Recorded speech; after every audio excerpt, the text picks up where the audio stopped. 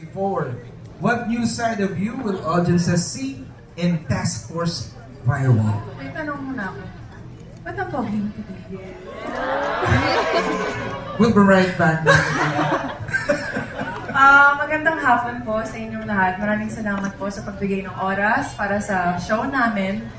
And the question, ano yung tanong na kalimutan ko? The question is, can you read it?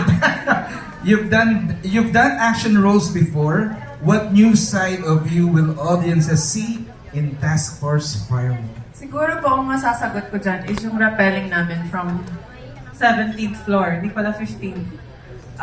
Kasi bata pa lang po ako, nagka-training na ako with the harness, kung paano gamitin yung harness na tama. Pero first time kong bumaba sa building. And ang masasabi ko, nakakatakot po siya.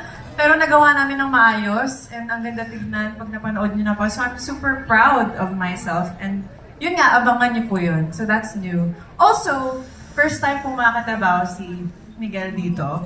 And body cop ang relationship namin dito. So, yun, ang ganda rin ng chemistry namin on screen. So, and ano siya, mahusay siya na artista.